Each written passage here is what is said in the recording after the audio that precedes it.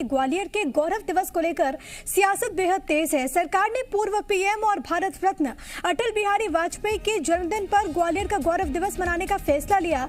इस पर कांग्रेस ने ऐतराज जाहिर कर दिया है। कांग्रेस के अनुसार अटल जी देश के गौरव हैं, लेकिन ग्वालियर के विकास में उनका कोई योगदान नहीं। कांग्रेस की मांग है कि ग्वालियर के विकास पुरुष कहे जाने वाले माधवराव सिंधिया के नाम पर सरकार को जिले का गौरव दिवस मनाना चाहिए। कांग्रेस पर पलटवार करते हुए बीजेपी ने कहा कि हर व्यक्ति स्वतंत्र है और अपने तरीके से बात रख सकता है, लेकिन फैसला लेना सरकार के हाथ में होता है और प्रशासनिक बैठक में गौरव दिवस मनाने का फैसला हुआ है। तो बड़ी खबर आपको ये बताते चले कि हाल ही में सीएम ने ऐलान किया था कि हर जिले हर गांव का गौरव दिवस मनाया जाए, लेकिन ग्वालियर के गौरव दिवस को लेकर जो तिथि है उस पर अब सियासत तेज हो गई है। जहां पर भारतीय जनता पार्टी ने यह ऐलान किया है, ये फैसला सरकार की ओर से लिया गया है कि ग्वालियर का जो गौरव दिवस है वो अटल बिहारी वाजपेयी के जन्मदिन के दिन मनाया जाएगा। ग्वालियर में पले बड़े ग्वालियर की गलियों से उनका नाता रहा, तो उनकी याद में उनके स्मरण में जो गौरव दिवस है वो यहाँ पर मनाया जाएगा ग्वालियर का उस दिन। लेकिन कांग्रेस की ये मांग है कि ग्वालियर के विकास में उनका कोई योगदान नहीं है, वो देश के गौरव भले ही हैं। कांग्रेस ये कह रही है कि ग्वालियर के विकास पुरुष कहे जाने वाले माधवराव सिंधिया के नाम पर सरकार को जिले का गौरव दिवस मनाना चाहिए। माधवराव सिंधिया जी की, जिनको लोग बड़े महाराज के नाम से भी आज बुलाते हैं, उनका बहुत बड़ा योगदान है। बल्कि मैं कहूँगा कि ग्वालियर चंबल के तो विकास पुरुष थे।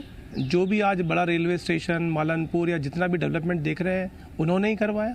दूसरी और अहम बात ये थी कि माधवराव जी के दिल में बसता था ग्वालियर चंबल अंचल। तो मुझे लगता है सिर्फ और सिर्फ यदि किसी भी प्रकार से अलंकृत करने की कोई आवश्यकता है तो वो माधवराव जी को है।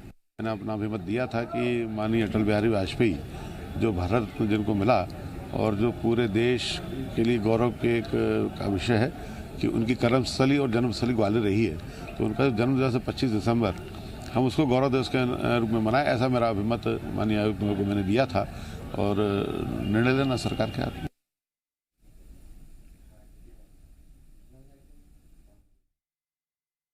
लोगों ने डबरा में सुशासन शिविर घाटी गांव में आयोजित किया था। बहुत अच्छा रिस्पांस मिला और बहुत सारे लोग उसमें आए और लोगों की समस्याओं का निराकरण हुआ। आज हमारा चिनौर में सुशासन शिविर है, तो उस पर भी हम लोग जो है काम कर रहे हैं। 25 दिसंबर को हम लोग ग्वालियर का जो अपना गौरव दिवस है वो मनाने का निर्णय हुआ है। माननीय पूर्व प्रधानमंत्री अटल बिहारी वाजपेयी जी का जो जन्म दिवस है उस उपलक्ष्य में उस दिन को हम लोगों ने चूज किया है मनाने के लिए सभी लोगों ने। और तमाम जानकारी के साथ मेरे सहयोगी शैलेंद्र इस वक्त ग्वालियर से लाइव मौजूद हैं। शैलेंद्र, जिस ग्वालियर ने भारत रत्न दिया अटल बिहारी वाजपेयी, आज उसी ग्वालियर के गौरव दिवस पर ये तकरार क्यों? आखिरकार क्यों इस विषय पर दोनों दल एकमत नजर नहीं आते? देखिए, बिल्कुल प्रिया, आपने ठीक कहा कि यहाँ के अगर बात करूँ तो अटल बिहारी वाजपेयी का जन्म यहाँ हुआ और उनकी शिक्षा दीक्षा भी यहाँ हुई और पूरा देश ये जानता है कि वो ग्वालियर के गौरव के साथ साथ पूरे देश के गौरव रहे। लेकिन जिस तरीके से गौरव दिवस के लिए जो 25 दिसंबर को मनाए जाने का प्रशासन ने फैसला किया है, जिस तरीके से बीजेपी के जो लोग हैं उनकी तरफ से मांग आई थी कि भारत रत्न को ही के दिन मतलब 25 दिसंबर के दिन ही गौरव दिवस मनाया जाए, उसको लेकर कांग्रेस कहीं ना कहीं आपत्ति जता रही है। उनका ये कहना है कि ग्वालियर के विकास में अटल बिहारी वाजपेयी का कोई बहुत बड़ा योगदान नहीं था, केवल वो एक बार यहाँ चुनाव लड़े। राजनीतिक का कहना जरूर उन्होंने यहाँ सीखा, लेकिन पूरा राजनीतिक कैरियर जो है वो उनका उत्तर प्रदेश में रहा।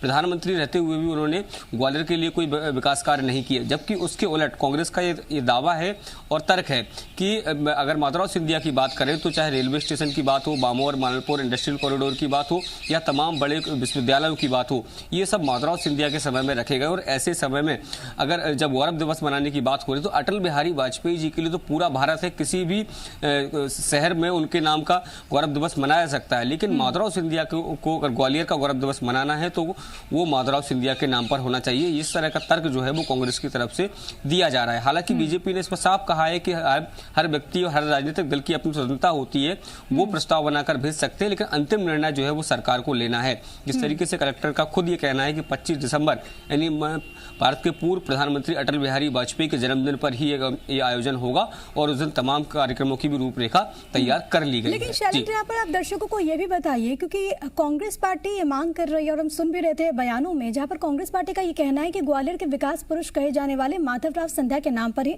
उनसे जुड़ी हुई तारीख के दिन ही गौरव दिवस यहाँ पर ग्वालियर का मनाया जाए। अमूमन सियासत में बहुत कम ऐसा देखने को मिलता है, क्योंकि एक तरफ तो कांग्रेस पार्टी ज्योतिरादित्य सिंधिया जो कि बीजेपी में गए, केंद्रीय मंत्री बने, उन पर सवाल उठाती है, उनको निशाने पर लेती है, लेकिन अब माधवराव सिंधिया का नाम लेना और ये कहना कि उनके नाम पर गौरव दिवस मने, क्या इसके पीछे कुछ सियासत भी नजर आ रही है? देखिए, बिल्कुल जिस तरीके से अगर हम पिछले दिनों की बात करें, माधवराव सिंधिया की पुण्यतिथि की बात करूं या जो जयंती की बात करूं, उस दौरान जब भाजपा के नेताओं ने उनकी जयंती और पुण्यतिथि मनाई तो उसको लेकर भी कांग्रेस ने आपत्ति दर्ज कराई थी। उन्होंने कहा कि जब तक ज्योतिरादित्य सिंधिया कांग्रेस में रहे, कभी भी बीजेपी के लोगों ने माधवराव सिंधिया को श्रद्धा सुमन अर्पित नहीं किए, लेकिन ज्योतिरादित्य सिंधिया के बीजेपी में पहुंचते ही अब बीजेपी के लोग उनकी छतरी पर पहुंचने लगे हैं। उन्होंने साफ तौर पर यह कहा कि माधवराव सिंधिया कभी बीजेपी में भी रहे, वो हमेशा कांग्रेस के सच्चे सिपाही के तौर पर काम करते रहे हैं। तो यदि उनका बेटा भले ही बीजेपी में चला हो गया हो, लेकिन माधवराव सिंधिया जो है वो कांग्रेस के आइडियल नेता थे और रहेंगे। इस तरह की बात जो है वो कांग्रेस के लोगों की तरफ से आती है। तो जो आपने कहा कि ज्योतिरादित्य सिंधिया का तो विरोध करते हैं, लेकिन माधवराव सिंधिया को वो अपना नेता मानते हैं और यही कारण है कि कांग्रेस के तमाम बड़े कार्यालयों की अगर मैं बात करूं तो वहां माधवराव सिंधिया की प्रतिमा वहां रहती है और चाहे उनकी जन्मदिन हो या फिर जयंती हो, उस दिन कांग्रेस उस आयोजन को भी बड़े धूमधाम के साथ मनाती है। तो इस तरह की जो विरोधाभास है राजनीति में अक्सर ये देखने को मिलते हैं कि पिता और पुत्र भले ही अलग अलग राजनीतिक दलों में हों, लेकिन जिस दल के लोग जैसे माधवराव सिंधिया से जुड़े हुए लोग हैं तो वो हमेशा ही माधवराव सिंधिया को कांग्रेसी ही कहते हैं और कहते हैं कि कभी भी वो बीजेपी में शामिल नहीं रहे। लेकिन इसके पहले भी अगर मैं देखूं तो राजमाता सिंधिया की अगर मैं बात करूं तो वो बीजेपी में थी और जबकि उन्हीं के समय में माधवराव सिंधिया कांग्रेस में थे। तो उस समय भी ये विरोधाभास होता था कि कांग्रेस के तमाम लोग जो है वो राजमाता पर तो सवाल खड़े करते थे, लेकिन माधवराव सिंधिया की जब बात आती थी तो वो उनका पक्ष लेते थे और वही परिस्थितियां एक बार फिर जन्म ले चुकी हैं, क्योंकि माधवराव सिंधिया आप जिक्र कर रहे हैं और डिफाइन भी कर रहे हैं। लेकिन शैलेंद्र, इन सब के बीच ग्वालियर की जो आम जनता है वो क्या कुछ चाहती है, उसके मन में इस वक्त इस चीज को लेकर क्या चल रहा है? देखिए, निश्चित तौर पर अटल बिहारी वाजपेयी न केवल ग्वालियर के बल्कि पूरे देश के गौरव थे और देश के प्रधानमंत्री भी रहे। प्रधानमंत्री काल में उन्होंने बहुत बड़े काम भी किए। यहाँ के एक एक कण से उनकी यादें जुड़ी हैं, चाहे स्कूल की बात करूँ, कॉलेज की बात करूँ या फिर बहादुरा हलवाई के मिठाई की दुकान की बात करूँ या मंगोड़े वाली मौसी की बात करूँ। ये तमाम वो जगह हैं जहाँ अटल बिहारी वाजपेयी ने अपना बचपन बिताया है और यहाँ पर राजनीति की जो ABCD है वो इन्हीं गलियों में सीखी है। आज भी वो घर है जहाँ पर पुस्तकालय चलता है, जहाँ अटल बिहारी वाजपेयी का बचपन बीता है। उनके फादर जिस स्कूल में पढ़ाते उस रजिस्टर को आज भी सहेज कर रखा गया है। तो माधवराव सिंधिया की तुलना में अगर देखें तो अटल बिहारी वाजपेयी की ज्यादा यहाँ स्वीकार्यता है और वो उनको यहाँ के लोग भी ये चाहते हैं कहीं ना कहीं कि अटल बिहारी वाजपेयी के नाम पर ही ग्वालियर को गौरवान्वित होने का मौका मिलना चाहिए। बिल्कुल, भावनात्मक जुड़ाव एक रहा है और हमेशा ये रहेगा।